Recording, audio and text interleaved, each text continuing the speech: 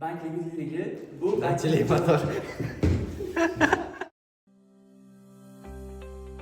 Tasavvur qiling, bankda milliardlab pul bor, lekin mijoz pulni olishga kelganda bank bu pulni bera olmaydi. Qanday qilib? Assalomu alaykum, men Haydar Faxriddin. Bugun sizlar bilan bank likvidligi va uni qanday boshqarish mumkinligi haqida gaplashamiz. Xo'sh, o'zi likvidlik nima? Bank likvidligi bu bankning mijozlar talab qilgan paytda pulni tez va muammosiz to'lab berish qobiliyati hisoblanadi. Oddiy qilib aytganda, agar siz kartangizdan pulni yechmoqchi bo'lsangiz va bank darhol bu pulni qilib bera olsa, demak bank likvid hisoblanadi. Bank likvidligi bu bankning mijozlar talab qilgan paytda pulni tez va muammosiz to'lab berish qobiliyati hisoblanadi.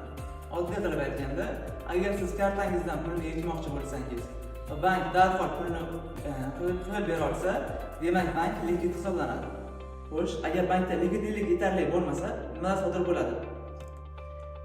Birinchidan, mijozlar pulni ola olmaydi va buning oqibatida bankka nisbatan ishonchsizlik ortadi va buning natijasida o'z-o'zidan bankda resurs kamayadi.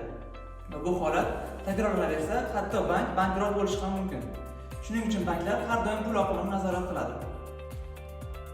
Banklar likvidlikni bir necha usul orqali boshqaradi. Birinchisi zaxira mablag'lari, repo operatsiyalari va pul oqimini rejalashtirish. Bunda zaxira mablag'lari banklar markaziy bankda majburiy rezerv zaxira saqlaydi. Ikkinchisi repo operatsiyalari, banklar qisqa muddatli pulni boshqa banklardan yoki markaziy bankdan oladi.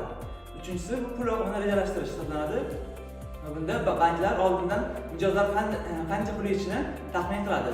Qiziqarli fakt, dunyodagi eng katta bank muammolaridan biri aynan likvidlik inqirozi sababli yuzaga kelgan. Masalan, 2008-yildagi Global Financial Crisis davrida ko'plab banklar likvidlik yetishmovchilik sabab muammoga uchragan. Xulosa qilib aytadigan bo'lsak, bankning kuchi faqat pul miqdorida emas, balki uni kerakli paytda to'lay olish qobiliyatida hamdir. Shuning uchun bank tizimida eng muhim narsalardan biri bu bank likvidligini to'g'ri boshqarish hisoblanadi.